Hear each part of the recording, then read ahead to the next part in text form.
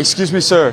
Sir, question for you. How old were you when you made your first million? I was 26. And what line of business were you in? A little different than most. You're not with the news, are you? No. Where you from? We grew a channel to 12 million followers, just asking people how they made it for the younger generation. Well, I was part of an organized crime group in New York.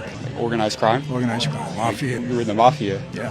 How did you get into the mafia? My dad was the underboss of one of the major families, the Colombo family, and my dad proposed me for membership. What's the most amount of money that you made in a single day? Well, let's go for a week. I mean, $10 million in a week. How is that possible? We were defrauding the government out of taxing every gallon of gasoline. And I was selling 500 million gallons of gas a month. Could we interview you for a minute real quick? As long as it's helping the kids, yeah. Is that cool? Yeah. What's the lesson about business you learned from doing business in the mafia that school will never teach somebody? Well, there was a guy that was really in bad shape. I gave him a job. I gave him $3,500 a week back then to go to gas stations and collect my money. Somebody handed him a paper bag, they brought it to me. That was it. After about 6 months, he came to me and asked for a raise. And I said to him, I'm doing you a favor. What your problem is, you're counting the money in the bag and looking at how much money I'm making and think that you deserve that. I said, so you're fired. But it taught him a lesson.